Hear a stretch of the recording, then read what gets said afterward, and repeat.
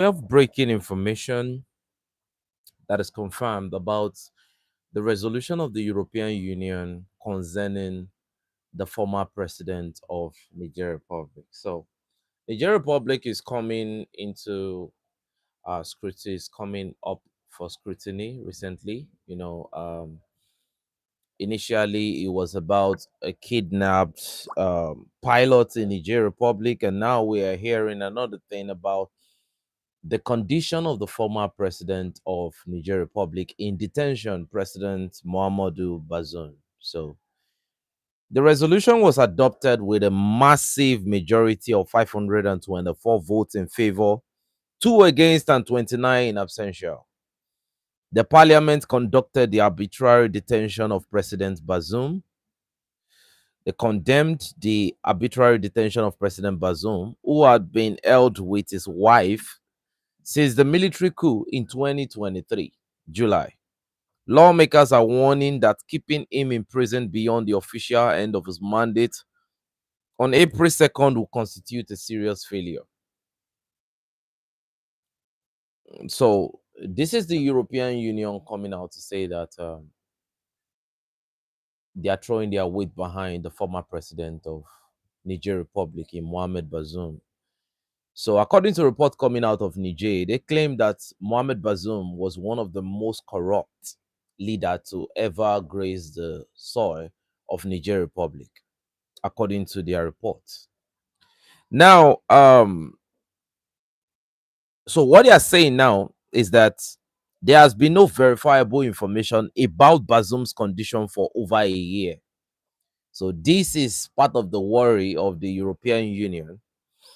He is reportedly being held without access to legal representation, family visits, or adequate medical care.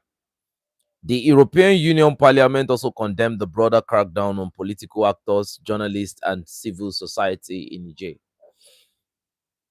I believe everyone understands what that means, right? If they are saying that they are condemning a broader crackdown on political actors, journalists, and civil society in Niger. So what they're practically saying is that the Nigerian government have been able to shut down the different nukes and crannies through which they can penetrate the government, because that is what we found out over time. That's when foreign nations wants to destroy your internal security, they want to destroy your governance, they want to destroy the structure of the country. You start seeing so-called NGOs, activists, human rights organization, LGBTQ organizations and the rest, all for one goal: to destroy the fabric of that country. Everything of value in that country will be destroyed completely if you permit all those things to happen. So they're talking about journalists. What type of journalists are they talking about? You see, Africa must now change their political dynamics, and they need to start coming out bold to redress the way they are being seen on the global stage. Nobody should just come into your country and claim to be journalists. If Israel can stop mainstream media, right, mainstream platform and their journalists from covering what is going on in their country, and if anybody cannot just go to any European country in the name of I'm a journalist and say whatever you like or do whatever you like, it should not be permitted in Niger Republic. It should not be permitted in Africa.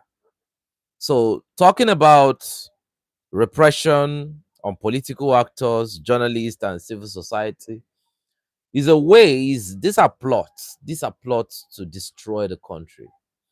And if you look at this narrative, it's like should I say a secondary narrative to the narrative that led to the destruction of Iran. You know, it's looking very, very similar to that. Repression, this and that. We are going to save them. We are doing this and doing that. So, in my opinion, I think Niger should be very, very careful because lately I discovered that they've been having several bilateral talks with European Union delegation led by João Cravinho. We have been monitoring this situation, and it's so disappointing that based on my opinion and my studies of what has been going on in the Alliance of Sahel. Thank you so much. Thank you so much. Based on what has been going on in the Alliance of Sahel, the problem, I've been able to discover that there is one weak link right there, and that weak link is Niger. Everyone has the right to their opinion, right? My opinion is that the weakest link in the AES is Niger Republic. Let me put something straight to you right now. Mali rejected Algeria. Burkina Faso wasn't talking to Algeria. The first country that entertained Algeria was Niger Republic. And guess what? After they had that bilateral agreement on mining and transfer of mining technology with Algeria, the next thing we heard that France was already building bilateral security agreement with Algeria. So whatever that is supposed to mean, I don't know. But I thank you so much for the donation. Thank you for the support. I can categorically say at this point that Niger is the weakest link. And I'm saying this unapologetically. They need to go and check, they need to go and redress how they do their things. They need to redress everything. And another thing is look at recently the conversation around a pilot that was kidnapped in Niger, an American pilot kidnapped in Niger, and they are now claiming that it was transferred from Niger to Mali. Like I said, and I will say it again, Niger is the weakest link among the three countries. And I'm not saying this because of it is surely the weakest link. If you look at before the Alliance of Sahel security framework came in, it was because Niger was militarily not legit enough. And the two other AES states had to come to their rescue. That is the conversation. They did not sit down. They did not sit down and say, let us create a security framework. It was the fact that Niger was under so much pressure and Niger alone would have fallen. Burkina Faso and Mali was already on their own. Burkina Faso later joined. But those two came to assist Niger. If you're trying to look, I'm not here to caress any country's ego or to make them. No, if you are not standing on business, then step to the side if you're not ready to stand on business. Because sometimes if everyone is moving in certain direction and there is a group of people that are trying to, that you continue to see multiple mistakes, multiple this, multiple. I'm not the type of person to sit down and continue to praise such people. No, I'm not going to do it. I'm not going to do it. And you have some of this, you have some activists in Europe from Niger making different false claims. So for me, Niger looks like the biggest weak link right now. And like I said, they need to redress everything they are doing.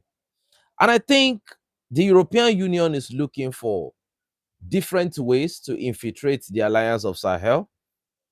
Let me give you a little bit of insight into why I think, based on my opinion, that this is what they are trying to do.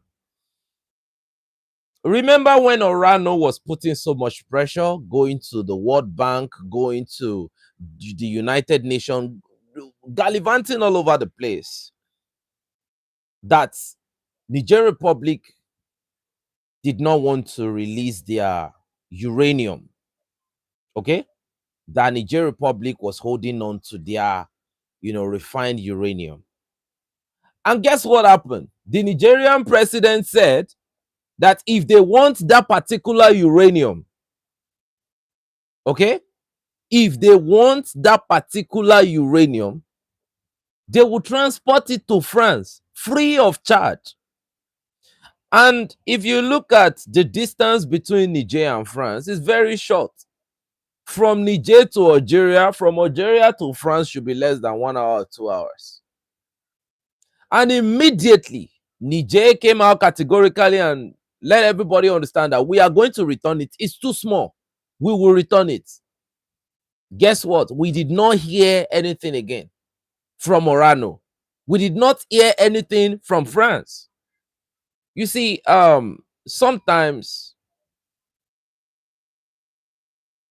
some moves, some calculations are not too smart like that.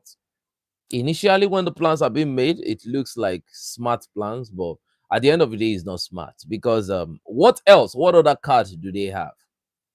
Niger Republic said, we are going to give you your very small amount of uranium. Will it last forever? Hell no. Does France have an alternative? No. Does France have uranium? No. So are they going to use that uranium that Niger is going to give them for a whole year? Probably no. So I think the reason why Niger is coming under scrutiny right now is because of energy. All this kabuki theater that we are all seeing now is because of energy. The energy security of Europe. That is it right now. Where are they going to get the energy? Where are they going to get it? The Strait of Hormuz is closed. The Strait of Hormuz is closed. So where is that energy going to come from again? Probably Africa. And if it's coming from Africa, it's not going to come at a substantial amount. So what is the best form of energy they can get again, or probably they can get for free? That will be the Nigerian uranium. So, like I said, I don't know, but yeah, Tinubu just traveled to the UK. That's very, very true. So, according to further information, they said before the coup, Bazoum was a crucial Western partner in fighting terrorism in the Sahel. Ladies and gentlemen, I can guarantee you, when Bazoum was the president of Niger, I can remember President Buhari of Nigeria had to send bulletproof vehicle to Niger Republic. Bazoum was the president at the time. Buhari sent, I don't know, I think more than 50. They sent it to the government officials so that they will be safe from terrorism. The entire Nigerian territory, probably excluding Niamey, which is very small, was under terrorist control. It was so devastating. The problem that these guys are battling today was created during the democratic era. Let's be honest. Why did the military take over? They took over because the democratic regime could not control the situation. And people will continue lying. People will continue lying that the situation is under control.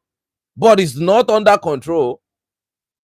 Look at the situation in Nigeria now. There was a bomb blast in Maiduguri.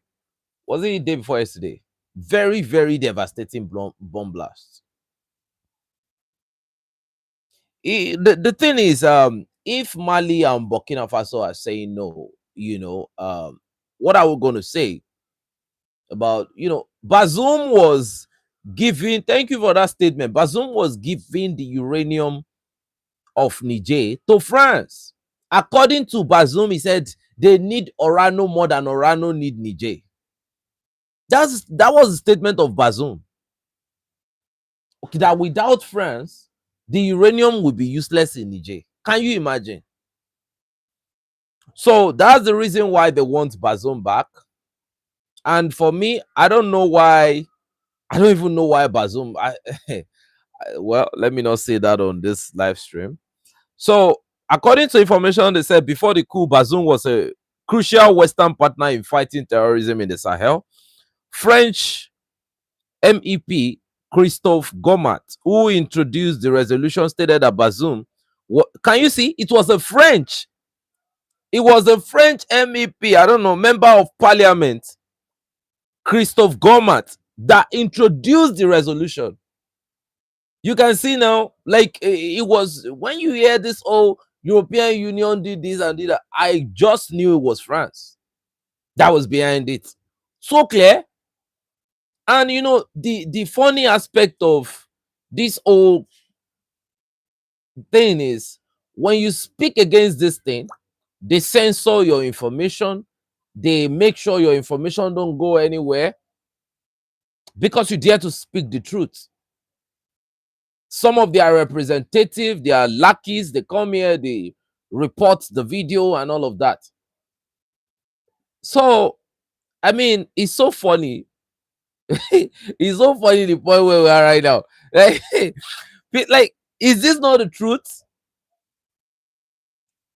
No, if what is the business of France? What is France business in this whole conversation that we're like? What has France got to do with Niger? How are these two nations related?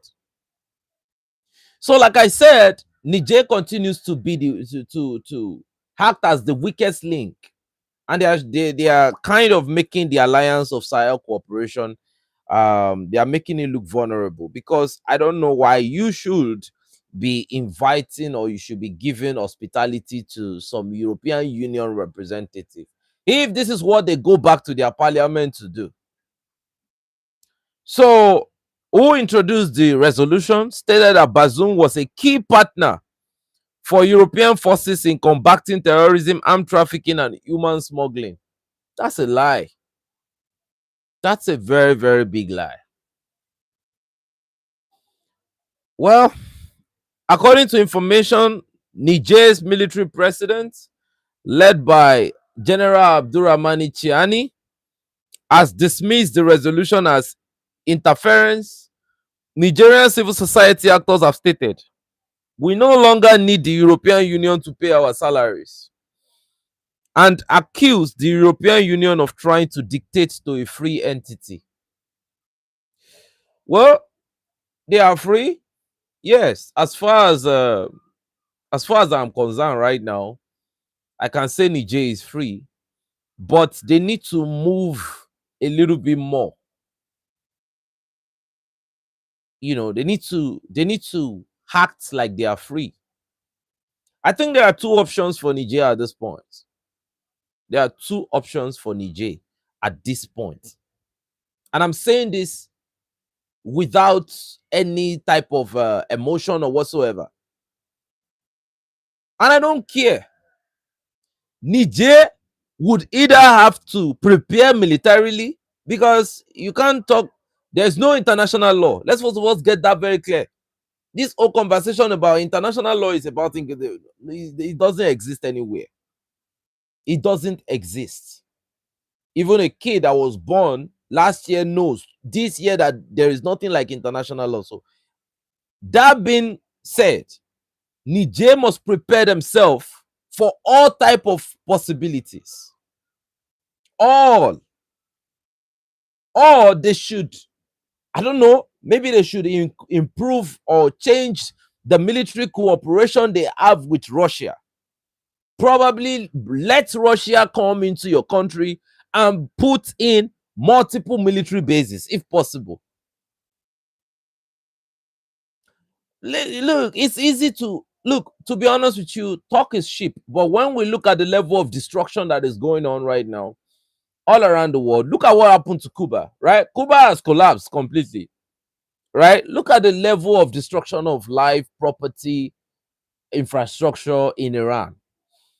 So, my opinion right now is Niger will have to even take their military cooperation one more step. They need to push it a little bit further. They need to push it a little bit further. They need to up the tempo. It's not just about the troops. They are coming. Thank you for that statement. They are coming. um the arrogance of those people, um that hegemonic messiah complex characteristic is still there. We are going to save the Nigerians. We are going to save the former president of Niger. We are going to save democracy in Niger. That conversation is still going to come. Now, how does this affect me as an individual? One individual, it doesn't affect me in any way. I have chosen to take this fight on my head, even if a lot of my country people continue to tell me it's not my business. It will be easier for me to not even look in the direction of um it will be easier for me, because it's somehow sometimes when I look at the whole thing and I look at the way I look at certain moves, I just look at it that, man, you are playing around with lives, you are playing around with property, you are playing around with a lot of things. The headquarter of the AES military is in Niger. No, it's not in Niger, it's in Burkina Faso. The headquarter of everything right now is in Burkina Faso. But when you are talking about the FUAES, then that is Niger. You know, that is the standby. It's not, for me, it's not a total active military.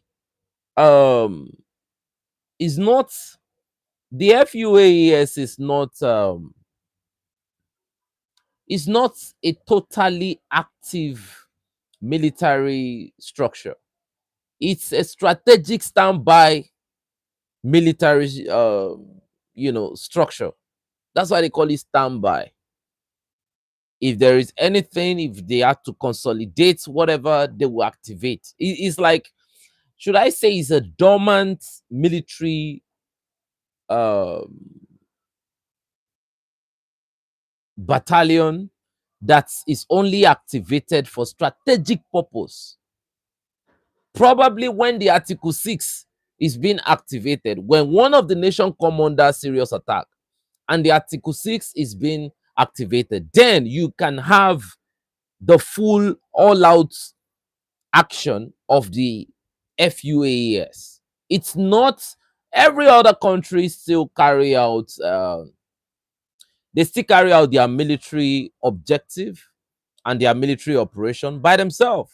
In Burkina Faso, we have different special forces units, police for special forces unit like the Buffalo Squad. You have a lot of these guys like that, Force Tech, Youth Expeditionary Unit, One Bieba. You have a lot of this unit, right? And you have the normal rapid intervention brigade. You have the VDP. You have a lot of units like that. Okay, but in Mali, you now have rapid intervention brigade in Mali. There is another special forces unit in Mali. I think Gassi. Is it Gassi? Is it Gassi? There is a name, right? These guys have foreign training from Turkey and countries like that, and they are very, very good at what they do. They are like a counter-terrorism unit, okay? um but there's a lot. So for me, I strongly believe that the audacity of Europe, Africa has not been behaving themselves as see. Africa has been one of the continent that, when I look at Africa critically, I don't really see anything I don't see it. Africa has been making no, no, no. Africa has been a very big problem. There is no unity in Africa. There is more talks than action in Africa. When I look at their fight, the campaign against terrorism is laughable. To be honest with you, it's laughable because there are several technologies and there are several um, ways to skin this old terrorist sect in Africa, but you have terrorist apologies that are sponsored by probably you know who. Then after the terrorist apologists, you have soldiers still fighting terrorists. You are fighting asymmetric forces. You are fighting them in a conventional way. I don't understand. It's laughable, to be honest with you. It's very, very laughable. It's very, very laughable. You know, like in Nigeria, you still have troops going to meet the terrorists without no surveillance, without no intelligence, without no, and even sometimes when they have intelligence, there is no verification of the intelligence. Guys just, and most of the time is ambush, is the troops being ambushed and things like that. So I mean, this is all very funny. So for me, I think the only reason why the European Union, and you can see the vote, they said the votes, the vote is 224 against 2. So I just want to let you understand that the adventure of France in Africa has not been just for France alone. It has been for the entire European countries. So when they fight, when they fight, when you see the episode of Giorgia Meloni, the Italian prime minister, saying France has to leave Burkina Faso alone, a child in Burkina Faso doing this, and they mind this and they mind that. They have disagreements sometimes, but whatever France does in Africa is for Europe. There is a way they take care of themselves. What currency do they spend? They spend euro. So it's a way of and tell Trump to release Maduro and Israel. Thank you very much. That's the double standard. That's the big double standard. They are calling for the release of Bazoum right now because the energy security of Europe is threatened, and Europe is economically falling. When you talk about production capability of Europe is dying. Europe is no longer. Europe is now a shadow of what everybody used to know. So the best way right now for them is to look for an alternative energy source.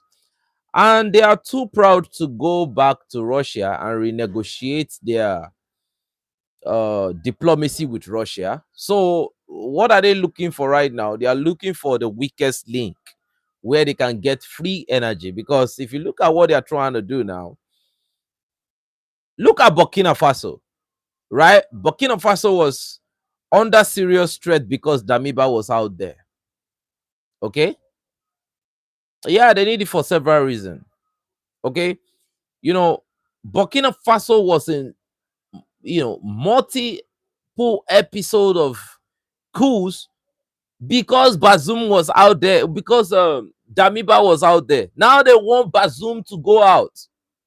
The plan is to completely destroy one of the alliance of Sahel states, take over, and it will be easy to destabilize the other two. That's what they're trying to do. So, according to the information, more information on this particular discussion, it says analysts suggest that the European Union's strong reaction is tied to losing control over Niger's resources. Since the coup, Niger has nationalized French uranium operation SOME and is now looking to sell uranium to Russia and China, cutting off a vital energy source for Europe. I said it. You see, they are trying to get back that energy, cheap energy, because they won't be relevant for whatever reason. The deal they signed with the United States is not going to be in their favor. is going to break their back. They are looking for cheap energy. And the way they are looking at Niger right now, they feel like Niger is not selling too much. Niger is not doing too much. You know, Niger is not doing too much. So what they think right now is that they can infiltrate and they can. And the reason why I think Niger is not really that legit is because there was this recent program they had in one of their stadiums where I saw, I think, the son of Bazoum. It was right behind one of their generals, and I was laughing. This is the son of Bazoum, right? And Bazoum is in jail, right? So when I look at the whole thing, to be honest with you, I just feel like, man, these guys are joke, like all joke. I'm not even going to, I'm not even going to I'm not even going to sugarcoat anything right now. We have to be very, very honest. We have to be brutally honest with ourselves. I don't know the direction that Niger is going towards. It's one thing for you to talk about sovereignty. It's another thing for you to really stand on business of you being sovereign.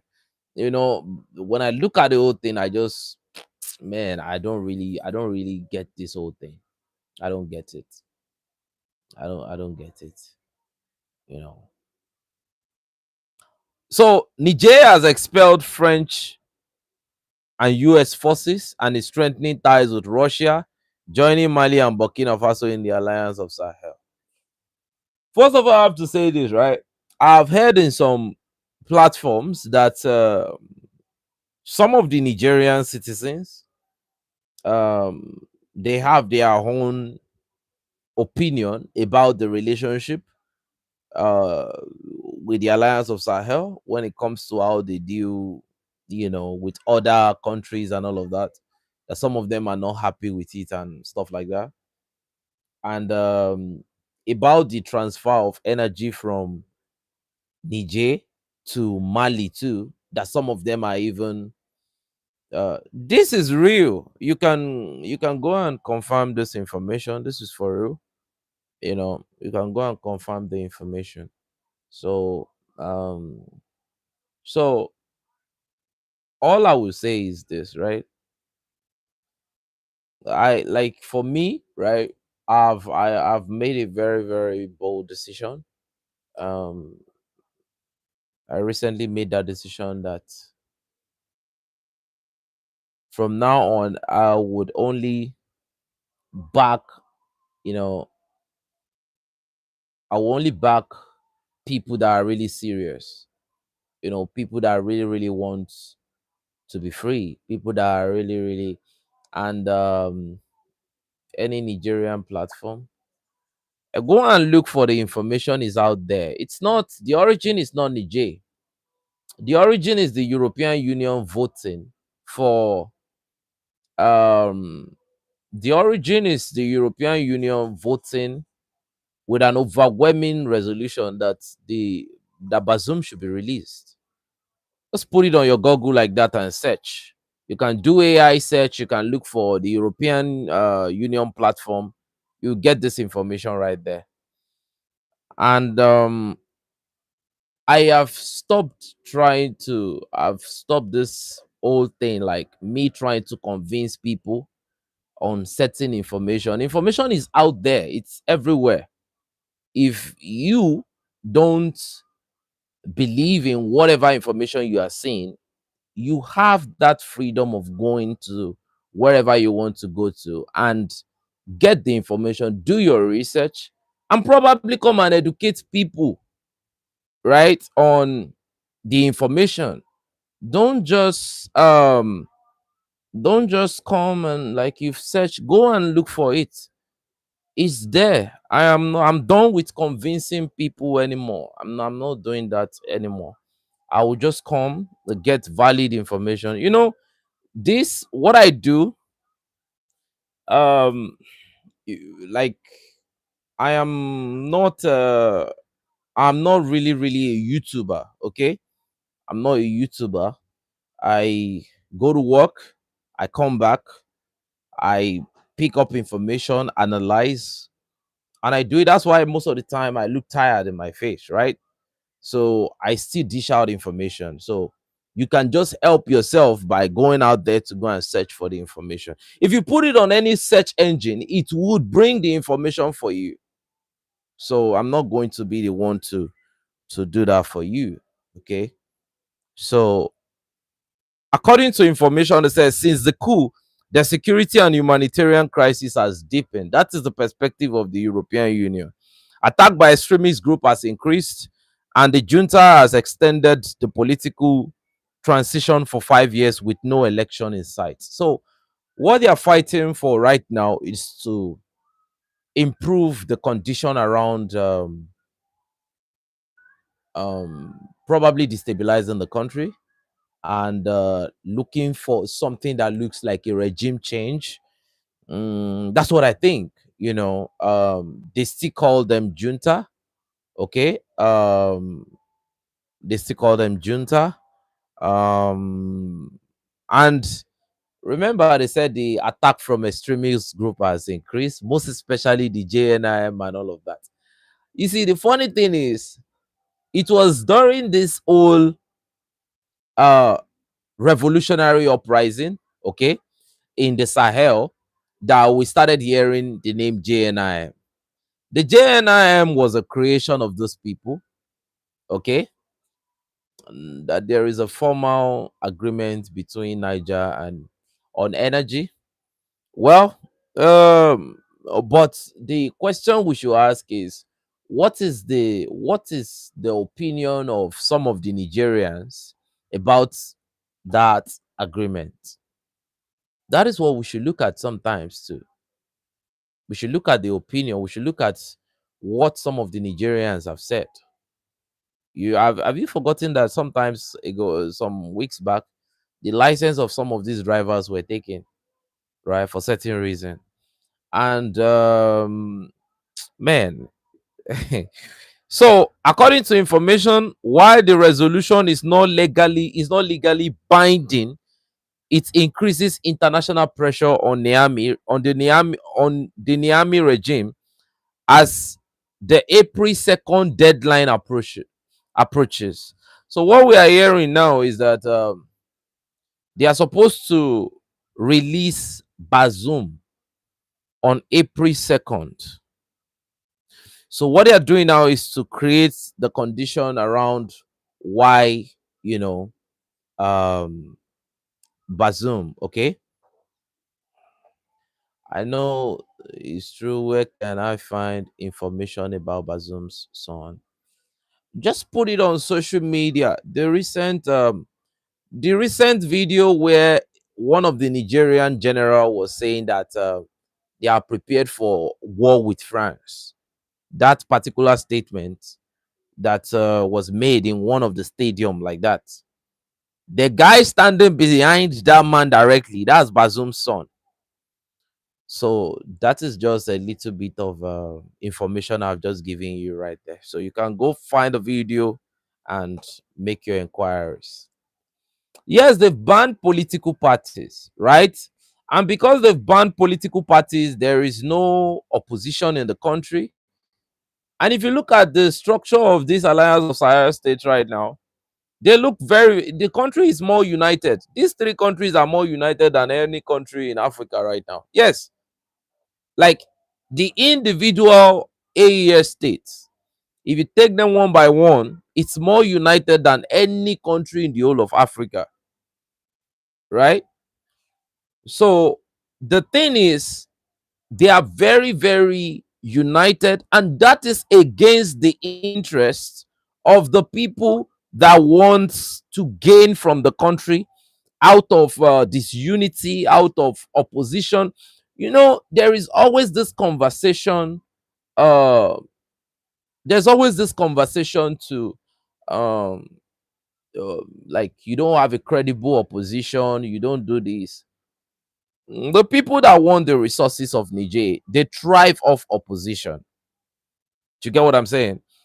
So Niger, I don't know how they are doing their thing, but Burkina Faso have completely dissolved all opposition party, so they can continue to battle with that. And I think right now, um, So now another information that we have right here: the Association of Law and Development, Adrodev Niger, a patriotic organization committed to defending the sovereignty, economic independence, and national interest of Niger, has condemned the resolution of the European Union Parliament adopted regarding the detention of former President Mohamed Bazoum. The organization described this document as an unacceptable interference in the country's internal affairs and an attempt to put pressure on the Nigerian authorities. The association recalled that following this resolution, Foreign Minister Bakari U. Sangare summoned the acting charge the affairs of the European Union delegation, Nicolette Avella, to Niger, to Niamey, to express the government's dissatisfaction. According to the minister, the authorities categorically reject any external lessons and denounce the paternalistic and condescending tone of Europe. Well, if they just summoned the European Union delegation led by Nicoletta Avella to Niamey, it means that they are present. These guys, they have delegations in Niger, right? This type of resolution is supposed to lead to one thing. It's supposed to lead to a complete ban of of any delegation from your country. You see, this is why I like Guinea Conakry. Whatever anyone says about Guinea, I kind of like Guinea a lot. If this was to be Mamadi Doumbouya, somebody would be in jail right now. I'm very very serious about it. If this is Mamadi Doumbouya, somebody will be in jail right now. I don't know, but I'll be honest with you. I like Mamadi Doumbouya a lot. That guy is a no nonsense individual. So, according to the information, they said the association calls on the government to initiate legal proceedings, even if I don't think it's going to work, against the authors of the resolution for defamation, damage to the country's reputation, and incitement to religious hatred. Okay?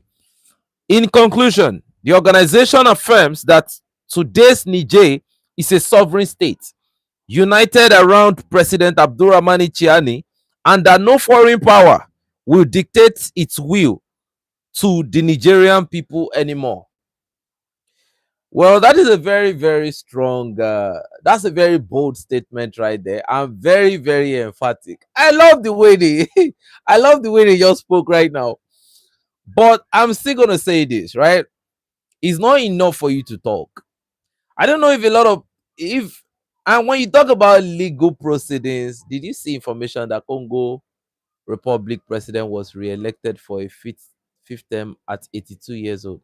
That's the situation of Africa. Africa is like Africa.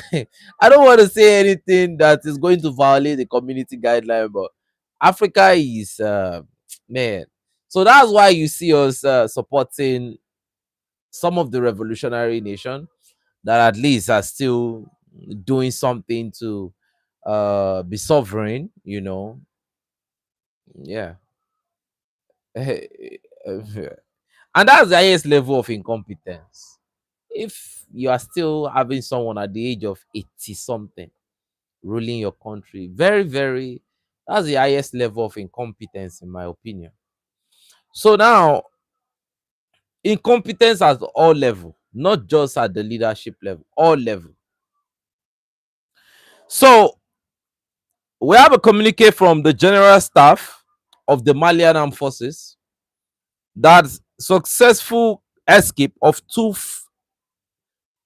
farmer soldiers and the prefect of Diola.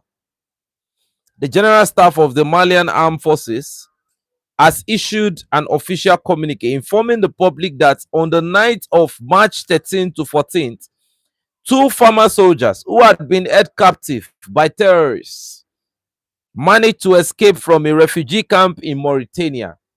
So you see, this is the whole thing. When people talk about Mali going into Mauritania to destroy some terrorist camp, And some of the Mauritanian people coming out to say that that's a violation of sovereignty and all of that. I don't understand. Two Malian security personnel just escaped from captivity inside Mauritania, according to information from the farmer, right? If the farmer, if they are saying this, it means that they have some sort of verification, probably satellite imaging or, you know, reconnaissance information. But so, according to information, they said they escaped from the refugee camp in Mauritania and returned to Malian territory. That means these soldiers must have been able to provide a comprehensive account. And now it is very, very sure that, terrorists are staging from Mauritania. I will give my take on Mauritania after this report. I will definitely give my take on Mauritania. The escape was possible thanks to the operation conducted by the farmer along the border between Mali and Mauritania in Ouagadougou forest. After being recovered in Gundama, the two soldiers were handed over to the military police in accordance with the established procedures. These are cavalry privates: First Class Mohamed Wangaraba from the 633rd Reconnaissance Squadron and Cavalry Private First Class Mohamed El Maloud Diallo from the 635 Armored Regiment. These two soldiers of the Malian Armed Forces were kidnapped on the 9th of October 2025. Wow. On the Niger River while they were on leave. In addition, the prefect of Diola, Mr. Algi Baina, who was kidnapped on February 14th near Khalifa Bugu between Fana and Diola, managed to escape from his captors on March 13th in the Masina region. He safely reached Teneku, where he was welcomed by the farmer. The chief of the armed forces assured the population that the Malian armed forces are conducting operations with zeal, professionalism in order to free all hostages. To be honest with you, I feel like we are very close to a point where I think a serious confrontation should ensue between Mali and Mauritania. If we are going to be standing on business, right? Um, Sometimes my security is equal to how straight you are as a neighbor. You see, Mauritania, this conversation has gone for so long. So I think we're getting closer to that point where Mali needs a standoff with Mauritania. I'm not talking about a diplomatic standoff. I'm talking about a military standoff. You see, a lot of people have been talking about what Guinea is currently doing. Guinea Conakry, right? What they're currently doing to Sierra Leone, what they're currently doing to their neighbors. I'll tell you this, right? Sometimes the behavior of certain regime is a product of the behavior of their neighbor. Nothing just happens by mistake. Now, in future, if there is a military escalation from Mali, okay, if Mali starts pushing and attacking Mauritania, a lot of people are going to come out and say that Mali is becoming aggressive and all of that. But a lot of people now won't be calling out Mauritania to be telling them that you cannot continue to do this. But for the security of Mali, I just think at some point Mali needs to take some preemptive approach. My opinion. South Africa refuses the United States request to cut ties with Iran. Foreign Affairs Director Zane Dango stated that South Africa will not cut ties with Iran despite pressure from the United States. South Africa is facing multiple pressure right now. Multiple, not just one. There's a lot of allegations that have been pushed towards the direction of South Africa right now. As tension with Washington intensify over Pretoria's stance against Israel in Gaza, black emancipation laws, and a proposed refugee program for white South Africans. So South Africa is now saying that they will not, for any reason, give up on Iran. Well, I don't know what to say about that. Honestly, I don't know. I don't know what to say about that. I think South Africa for quite a while they've been they've been doing so much, and so now we have an information. China has surrounded Taiwan with 26 fighter jets and 7 warships. So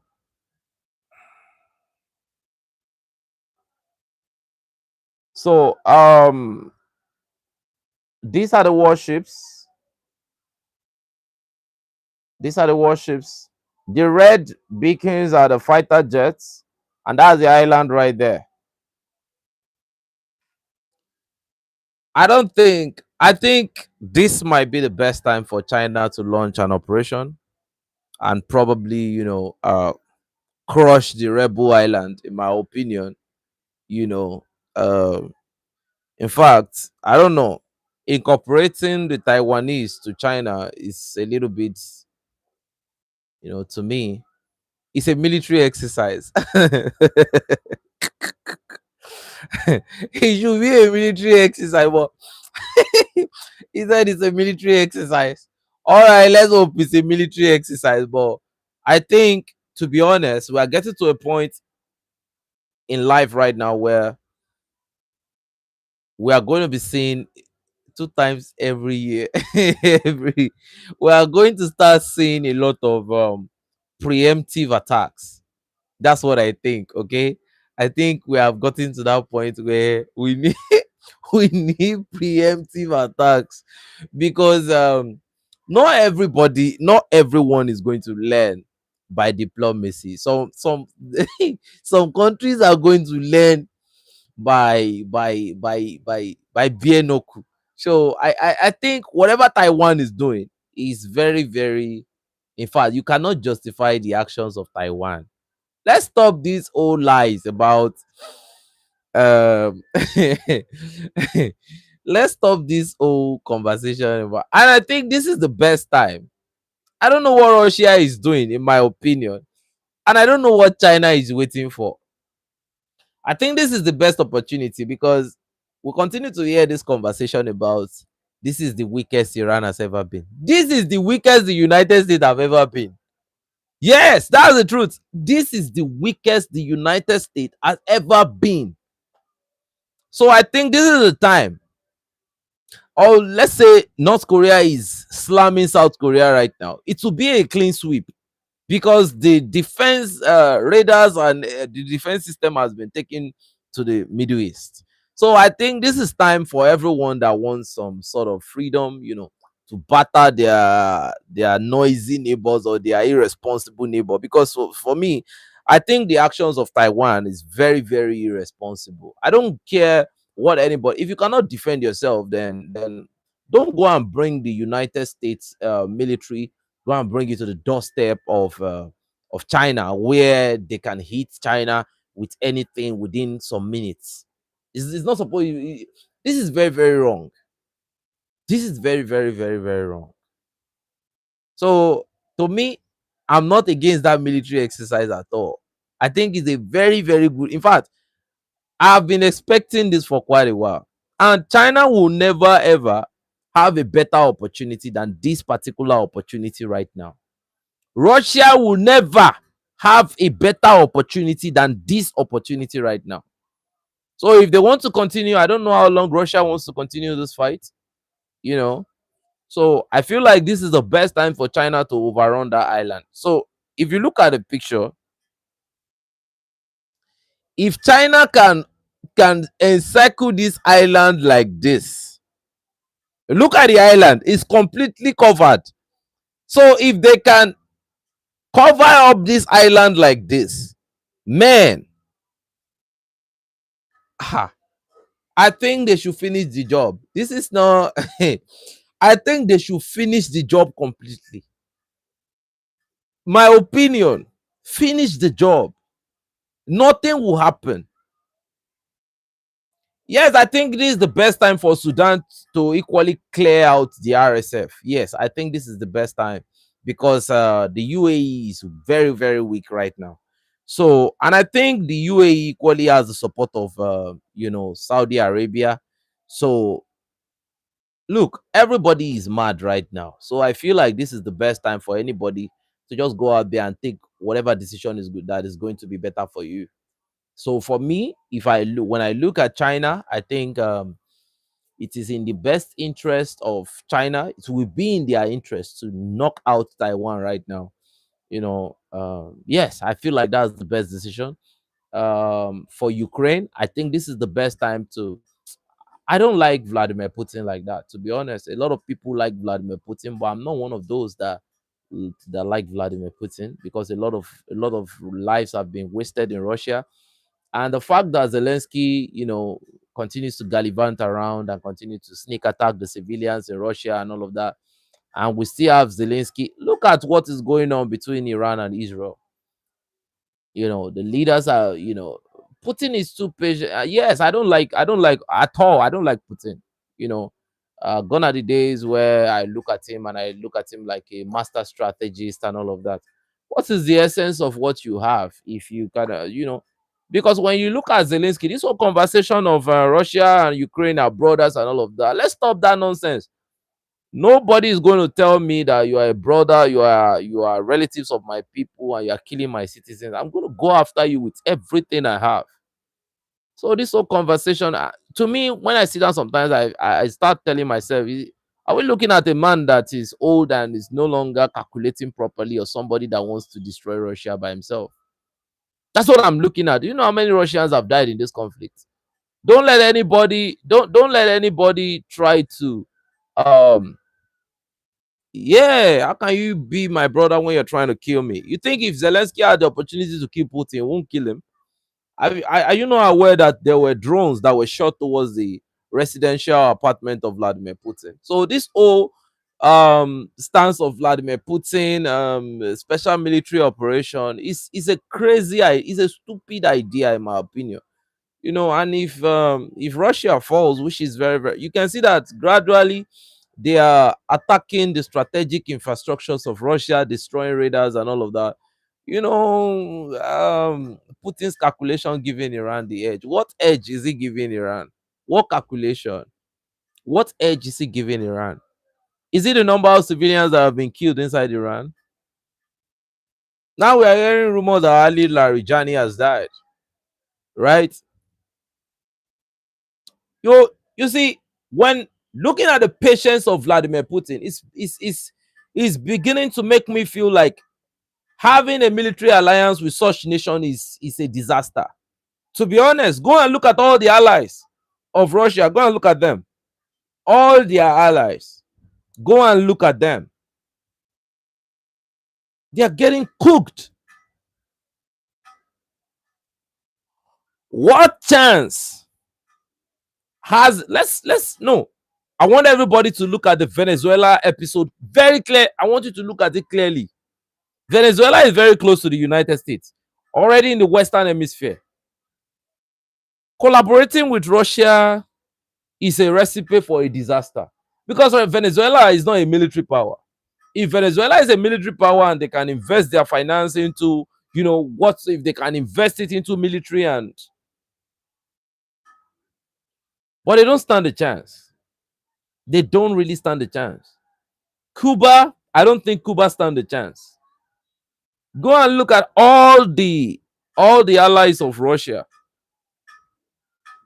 So this whole conversation about, I don't, yeah, it's not working. It's not working. It's not working at all. It's not working at all. Recently, the storm shadows of the United Kingdom was hitting, you know, completely. The storm shadows were used to attack Russia. What have Russia done to the production facility of that storm shadow? This old kabuki theater that Vladimir Putin is doing is all rubbish. And this whole argument about Russia as this Russia is strategic, that I don't really see it that way. Russians are getting killed too much. Let's be honest. Everybody can try to spread their own propaganda, and all this information and all of that. Russians are getting killed. There is Rubicon. There is another drone unit from Ukraine. Those guys are killing Russians like crazy. I don't see. I'm done with this whole lies of special military operation. They sent the Oreshnik. What devastation have you done without Oreshnik? Like, I'm talking about real devastation. You think if it was Israel, right, knocking Ukraine, you think Ukraine will not be done by now? With the whole you can call it war crime, you can call it whatever you want to call it. Is war. And once it's war is different. War is different. Everybody talks about international law. What international law? Where is international law in the Middle East right now? So this whole conversation about Vladimir Putin, yes, Storm Shadow is the UK capability, right? It's the United Kingdom capability. So Venezuela sold out their president because they stand no chance. See, Venezuela has zero chance. Okay, let's come to Iran. Is even better than Venezuela. What air defense system does Venezuela produce? Nothing. They don't produce anything. The box system is Russian. S-300 is Russian. They did not have S-400. Probably, I don't know. They don't have. So they had to negotiate. It's an isolated. Iran is probably Iran has tried. Iran was surrounded by enemies. Those Middle Eastern states, they were all in collaboration for this attack on Iran. But Iran stood a significant chance because Iran had indigenous system. Look at all these missiles they've been firing. Were they made by Russia? They were not made by Russia or China. They have their own technology. So this whole talk about Russia is all nonsense. It's complete nonsense. And I'm telling you, you can be a nuclear power and you can be creased with your nuclear whatever. Yes. Have you not heard that a nuclear state you can knock out a nuclear power with a decapitation strike? You can do it. A nuclear power, but everybody talks about the dead hand finger. This whole conversation about dead hand finger is, at least, it's still false until proven, until proven to be very, very correct and legit. And like I said, Russians continue to die. It's embarrassing. It's very, very, very embarrassing. And I sat down the other day. Larijani is alive. Congratulations to him. See, to be honest with you, I'm tired of the conflict. I'm not tired because both guys are exchanging, but the propaganda and the lies from both sides is too much. I don't want to think about this talk of Benjamin Netanyahu is gone, Larijani is alive. I don't even like the conversation. Is like, it's giving me a headache. To be honest with you, it's giving me so much headache.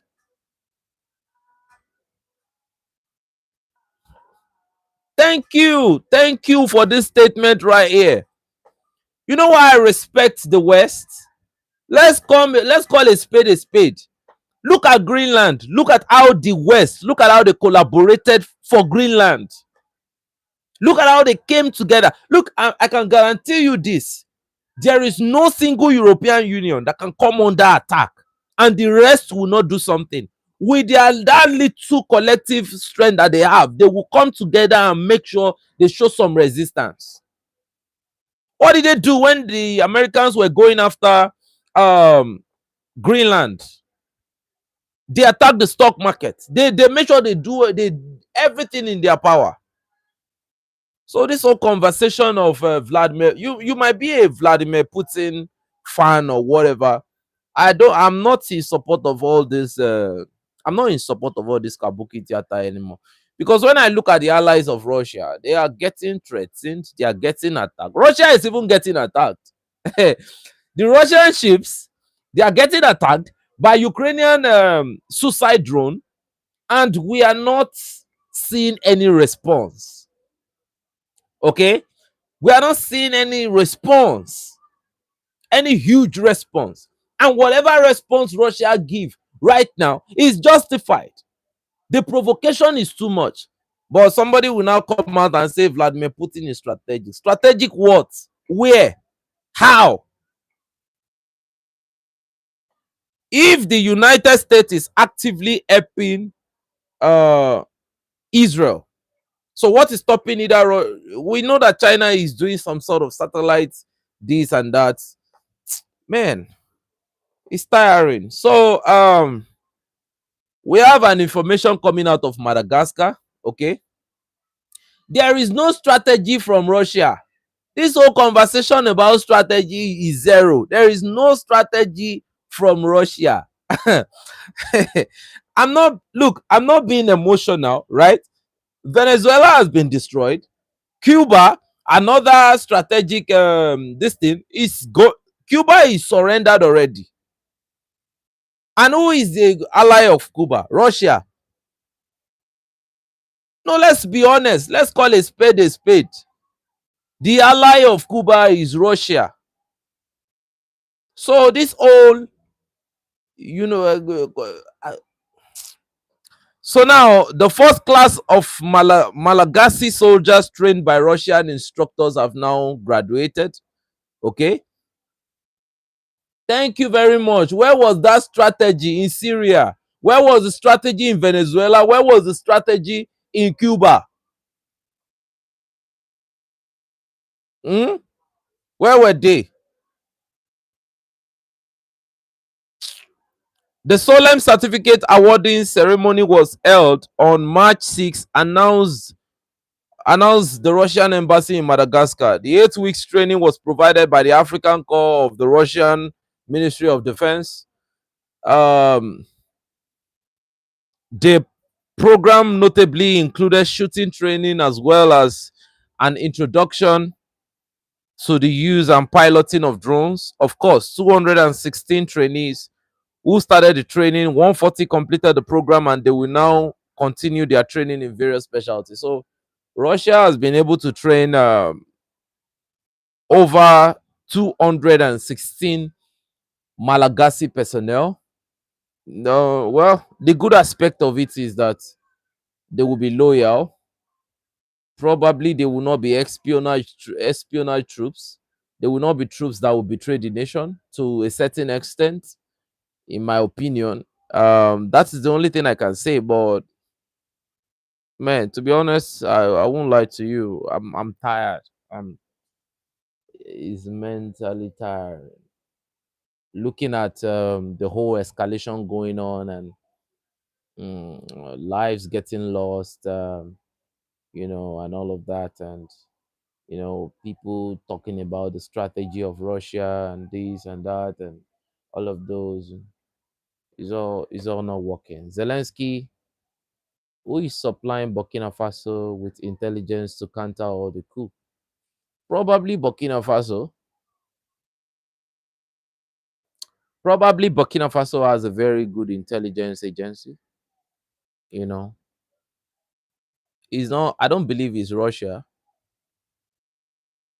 So thwarting the coup, what we have been hearing from the Burkinabe authorities, we've never heard anything about Russia in whatever information they gave, right? Um, when you when the Russians assisted the Nigerians, right? I want to be very clear on something now. When the Russians assisted the Nigerians on thwarting the Diori Amani attack, we all were here when the Nigerians, right? When they said that thanks to the assistance from their Russian friends, that they were able to thwart the attack and all of that. President Abdurrahmani Chiani said it clearly. I won't be here and Omari Yabre, the intelligence chief of Burkina Faso, he has been very pivotal to truncating the whole attempt of coup d'etat in Burkina Faso. And I will now come and say that it's the Russian intelligence that are helping. Recently, we heard that the Russian SVR, they came out and they said a lot of things about the plan of France and all of that. We heard that clearly. But to say that Russia has been the one feeding them with intelligence to thwart coup d'etat, thwart this and thwart that is very, very incorrect. Is very, very, very, very incorrect. So are the Russians, were the Russians the ones that stopped Captain Ibrahim Traore's bodyguard who got paid to take him out, right? Are the Russians the one who told him not to take him out? It was his own personal decision. The people of Burkina Faso are honorable people. So let's not get it twisted. They are honorable people. So let's not come and say that Russia is doing this, Russia is doing that. What is Russia doing? Are you aware that Central African Republic, the French delegations are currently in Central African Republic? They are making collaborations. They're trying to build bilateral relationship with them. It's all tiring. Everybody is talking about, like, I don't want to get to that conversation. And there's this funny thing. When you give your opinion about certain things, right? um no, this is my opinion. This is not strange. I don't have to please you. That's what a lot of people don't get on this platform. I don't have to please you. There are other platforms, there are other people that give their insights on certain conversation or information. You can go there. It's not a fight. It's not this is my opinion at this point in time. I am not a puppet of Russia. Well, look, this is Africa. We are not supporting, we are not jumping from France to Russia. That's not what I'm doing here. So we're not doing that here. If you want to transfer technology and go. We are not trying to dump the French gods and now adopt the Russian gods. That's not what we are doing right here. Okay? We're not doing that. So whatever your opinion, if you don't agree with our opinion, you can save yourself by going to another platform. I'm not marketing. I'm not begging anyone. Okay? We're not begging anybody over here. We're not trying to get more fans. So if you are so much of a Vladimir Putin fanatic or whatever, you can go to the platforms that worship Vladimir Putin or that worship Russians. I'm not saying that Russians have not tried their best. I'm not saying, I'm not, no, no, that's not what I'm saying. That's not the essence of my conversation here. So we come to listen to you. Thank you so much. But for me to now come and say that, oh, the Russians were the ones that helped to. So what is the job of Omari Yabre? What is his job? So the Russians were the one that told him this is about to happen. We're not worshiping anyone over here. We're not if you see what go and listen carefully to what the doctrine is all about. If we can no longer work with you, you go. Okay? Transfer whatever technology you want to transfer and leave. Nobody is worshiping nobody here. If you don't like my mindset, that is your personal opinion. I'm not going to blame you for your personal opinion, and I'm not going to criticize you for it. But I'm not one of those that worship people. If I've ever made video, have you seen people around me? I'm somebody that likes to live an hermit lifestyle. So I'm not the type that worship people too much.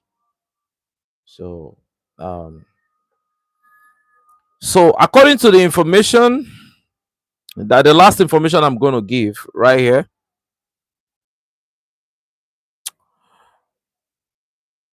Washington Post claims that the US military is transferring part of its terminal high altitude air defense anti-missile system from South Korea to the Middle East, where the United States is continuing its military operation against Iran. The US deployed it in South Korea to defend against North Korea missile. The South Korean newspaper Jung-ang Ilbo reported that the US forces have also transferred Patriot air defense system out of South Korea. South Korean President Lee Jae-myung said at a cabinet meeting on Tuesday that this country has expressed its opposition to the US side, but he added that in reality it was unlikely that Seoul points of view would be taken into account. South Koreans are concerned about the weakening of their country's ability to deter North Korea. Well, that is how the US work with their partners. Like I said earlier, if I said it earlier that if the United States is launching a military campaign somewhere, and without Russia, the AES would have fallen already. You can see what we're talking about right now. Some people are, if you are supporting, look, let me now say this very clearly. If you are supporting the alliance of Sahel states because of Russia, then you can take your support to Russia. Russia is in a war. You can support Russia. There are platforms that talk exclusively about Russia. I can list names for you here. Big Shy talks about Russia very well. Alexander Yemek talks about Russia all day, all night. We talk about the alliance of Sahel here unapologetically. There are people that have criticized the AES, okay, and I have defended the AES even sometimes out of character. You know, the way I approached this Ghanaian blogger, what's his name? Tuntun, right? It wasn't I wasn't supposed to do that. I wasn't supposed to do that, okay? But it was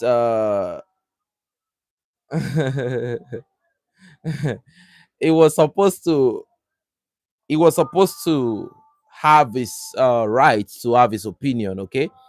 But I have to, because he was saying things that were putting the image of Burkina Faso in a very bad light, and I had to stand against him, okay? Is then is saying in a resume. Okay, okay, okay. Yeah, Pan African arrange. Thank you so much. Thank you so much. And the truth is that I have a lot of Burkinabe, indigenous Burkinabe people that are on my Telegram that message me personally. They appreciate what I do. I have Malian friends. I have Nigerian friends. On ground where I live here, yeah, I have Nigerians around me.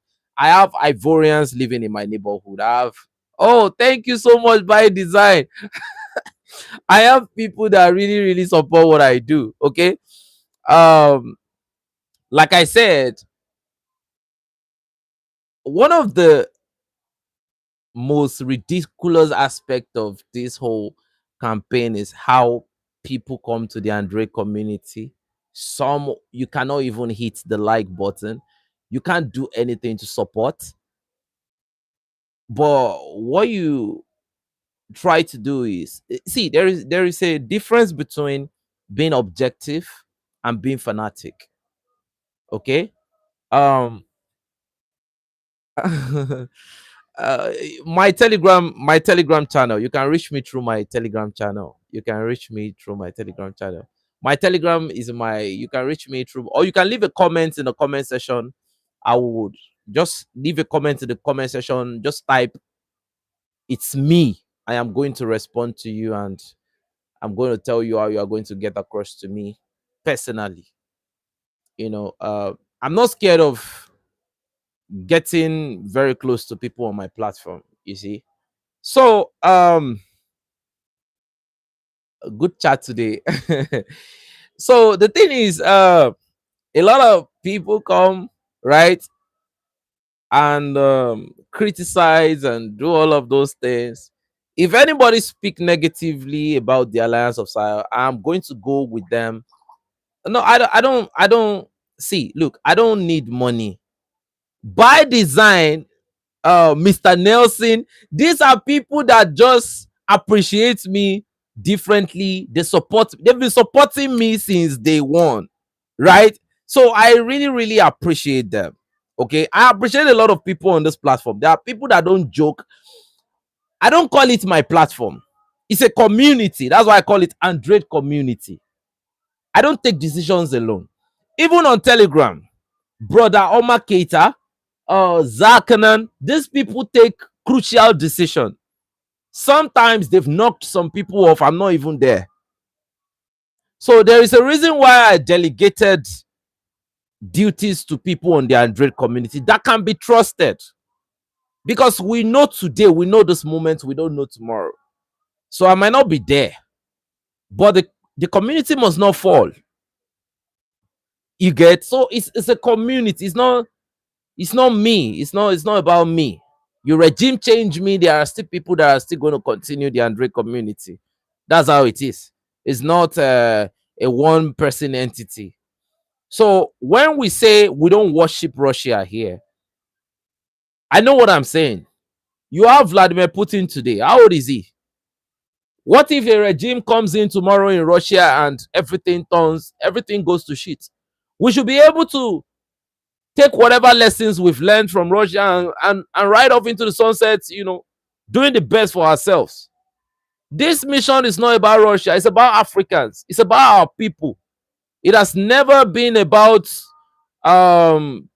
it's about us. It's about us.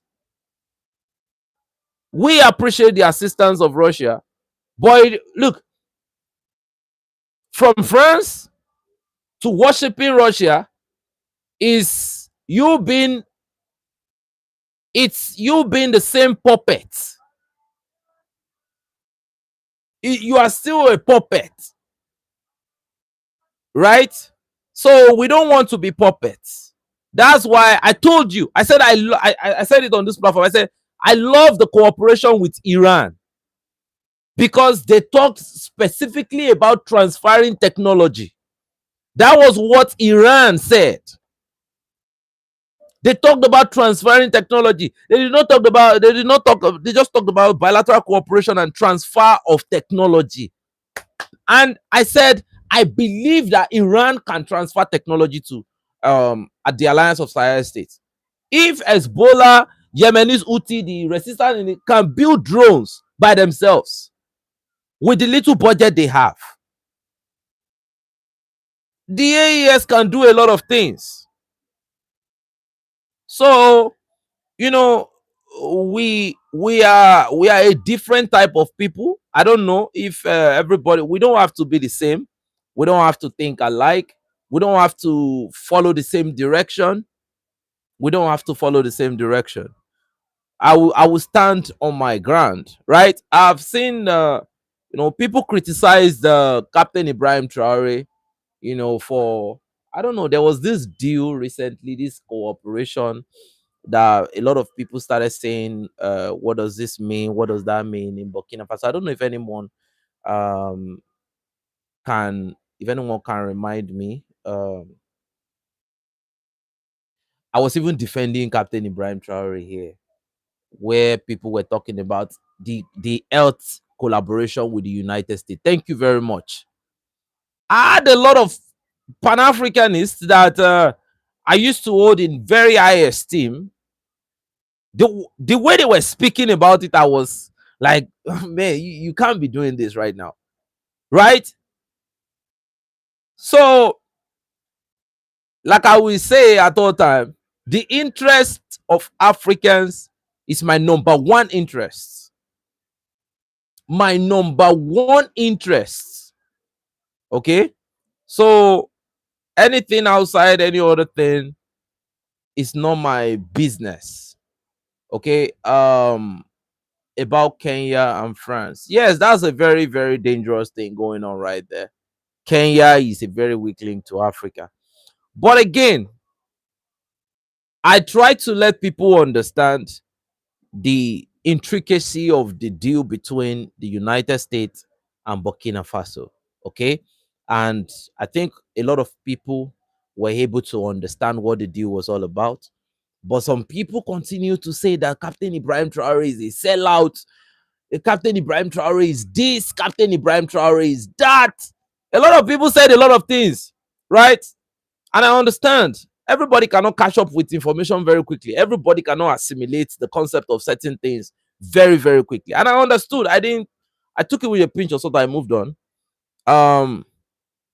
So if people can say all these things, right? Captain Ibrahim Traore has said something earlier that when your food, your agriculture, your money, your security is in the hands of a foreign entity, then you are not sovereign, because you cannot sustain anything on a long term. See, when we talk about sovereignty, we're not looking forward to depending on other people. We are looking forward to depending on ourselves. What are we doing? We are still buying most of our military equipment, right? But our youngins, our computer engineers and computer scientists, they are beginning to work on drones. We are seeing drones in Mali that are indigenously produced, right? It's a gradual step. I love things like that. So when we talk about deals, I love when I hear things like transfer of technology, transfer of knowledge. That's what I want to hear. I don't want to hear we are going to be selling this to you. You are going to be selling. That's not why we need people. We need people to transfer knowledge. Our education system has been affected for a very long time. So with people coming in and sharing real knowledge, where we can go back, sit down, reproduce the knowledge, okay, and do a lot of things, very, very okay. But to now think I am going to come here and caress some people's ego and all of that, no, I don't do that. Okay. No, Burkina Faso is not going to be sharing medical data with the United States. No, they are not going to be doing that. The personnels are Burkinabe. Okay. This is like the US subsidizing the equipment that are going to be used. There's nothing like sharing of because I really, really studied the details very well. And my friend, Professor Akinyoju, he wrote to the Burkinabe embassy, and they really, really clarified. We have Burkina Faso embassy here in our country, so they really, really clarified categorically that there is nothing like transfer of data. There's nothing like transfer of data in the deal. In fact, I was properly educated. You know, you can be in your country and you are communicating with the embassy of another country. Very, very, it's in fact, it's so easy. You can go to the Burkina Faso embassy in your country, and they're going to give you clear clarification on this whole thing. And when I look at people and they make different type of remark and all of that, well, I take it with a pinch of salt. I take it with a pinch of salt. I love what Burkina Faso is doing. They are doing a very, very good job. We can work with anyone. Nobody, there is no monopoly of who we see. As long as the Alliance of Sahel leaders, as long as they say this is what is next, that is what is next. I am not one of those individuals that would disrespect my leaders, people that have enough courage, enough will to sacrifice their life for us, and they will make decisions which, in my own opinion, I don't think they can really betray us for any reason. And I will now be slaloming my way around. No, I don't do that. We've seen bad leaders. We've seen disgusting leaders in Africa, and I can categorically tell you that the leaders in the Alliance of Sahel, they are not one of those bad leaders. They are not, and they will never be. So I love what they are doing. They have been doing a very great job, and we are very happy for what they are doing so far. So good. But like I said, and I will double down on it again, Niger Republic, they need to watch out for their steps. Collaborating with Algeria, and Algeria collaborating with France, there is there it's not really it's really dangerous. Okay, they are the ones that know what they are doing. It is in their own purview to make whatever decision for themselves, but I think that's a dangerous move right there.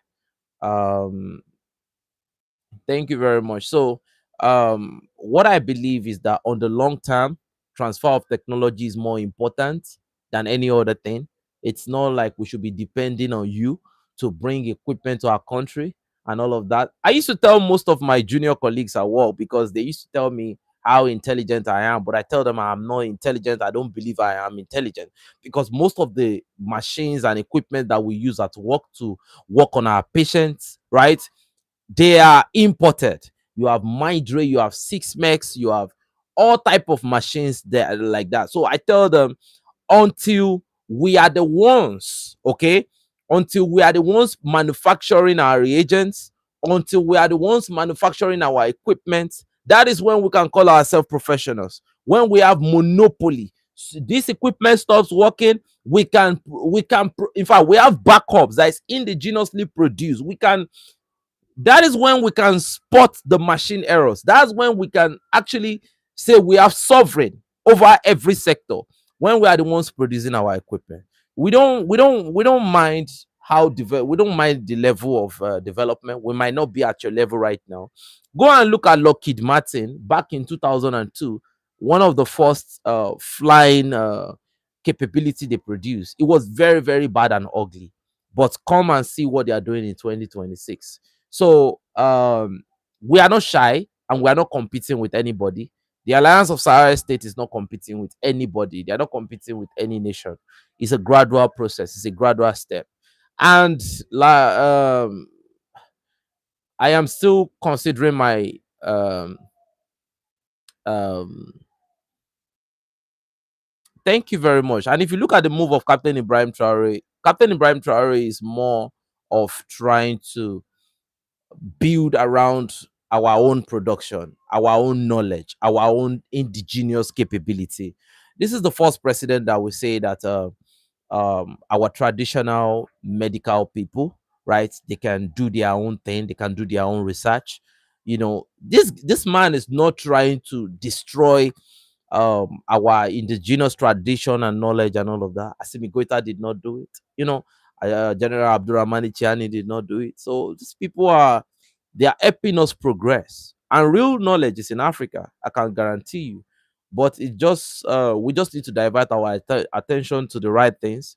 So I love what is going on right now, and we'll continue to walk in the right direction. So um, it, I'll come back this evening on the military front. We have so many success in the Alliance of Sahel that have happened this week when it comes to counter-terrorism. Burkina Faso, Mali, Nigeria, Chad, yes, and I think Cameroon, yes, Cameroon has equally been producing some good results, and we have some information coming out of Benin Republic. So I'm going to be bringing out that information this evening. So when I tell people that we should be looking at drones, right? I'm not saying we should buy drones. I'm saying we should try and start thinking about how we can, get that technology transfer. Can we produce ships? No matter how bad it is, can we produce ships? We should start doing something as Africans. That's the direction I'm looking towards. I'm not we are trying for independence. Me and you know several other individuals that have my kind of mindsets. When we talk about sovereignty, we are not looking for anybody to come and be our backbone or be the ones that will dictate to us. And you know what I'm talking about is like we for us, like us for us. That's true independence, not when you depend on people. You do everything and all of that. So that is what I'm saying. So if, like I said, if you're not on point with my opinion, um if you don't like my point of view, you know, YouTube is a very big platform. If you don't really like my point of view like that, there are several other channels, and I've mentioned. Um, the funny thing about life and YouTube is that on this single video, I probably think there will be more than 25 people that have subscribed on this particular live stream. People continue to come in every day, and people continue to leave depending on their own sentiment. And I'm not really, really mad that people continue to leave. It is just that our ideas and opinion no longer align, and it should not align. We're human beings, right? Sometimes our opinion can align, sometimes our ideas will not align. But like I said, the last thing that I would do is to sacrifice the interest of the people on this platform. I mean, I'm not talking about everyone. I'm talking about the real people in the Android community, because there are some people in the Android community I don't joke with their interest at all. I'm being very, very sentimental about it, and I'm being honest about it. So thank you so much, and God bless you. I will see you later by 12 a.m. Nigerian time. Thank you so much, and God bless you.